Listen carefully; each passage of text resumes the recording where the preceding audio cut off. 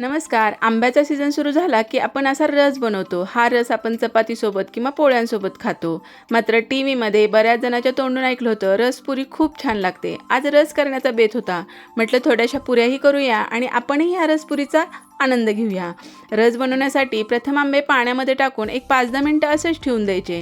त्यानंतर हाताच्या साहाय्यानं छान असे मऊसूत करून घ्यायचे, म्हणजे आंब्यातला सगळा गर असा सुट्टा होतो आणि रस अगदी छान असा निघतो. आता इथं रस करण्याची पद्धत अगदी पारंपरिक पद्धतीने मी रस करत आहे. म्हणजे आपली आई आजी ज्याप्रमाणे करायचे त्याचप्रमाणे मी रस करत आहे. म्हणजे अशी त्याचं टोक काढायचं, त्यातला थोडासा चीक असा काढून टाकायचा आणि हे जे आंबे आहेत ते छान असे स्वच्छ भांड्यामध्ये असे पिळून घ्यायचे. आता तुम्ही म्हणाल की हाताच्या साहाय्यानं बनवलेला रस कसा असेल किंवा कसं वाटते ते, पण जेव्हा एखादी स्त्री आपल्या घरामध्ये एखादा पदार्थ बनवते तेव्हा स्वच्छतेची पुरेपूर काळजी घेते, कारण ती आपल्या कुटुंबासाठी एखादा पदार्थ बनवत असते.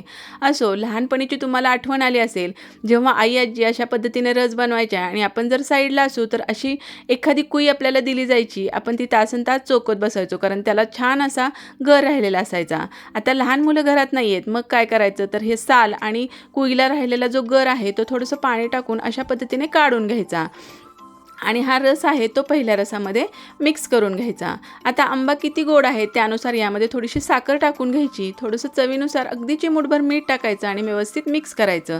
असाच रस आपण खाऊ शकतो. मात्र थोडासा मऊसूद हवा असेल तर मिक्सरच्या भांड्यामध्ये टाकून एक गरका द्या किंवा ब्लेंडरच्या साहाय्यानं असा तो मऊसूद करा. मी तर आज मस्त रसपुरीचा आनंद घेतला. तुम्ही कधी खाणार ती नक्की कमेंट करून सांगा. व्हिडिओ आवडला तर लाईक, शेअर, सबस्क्राईब करा. पुन्हा भेटूया अशा छान रेसिपीसोबत. तोपर्यंत मस्त खा, आनंदी राहा. धन्यवाद.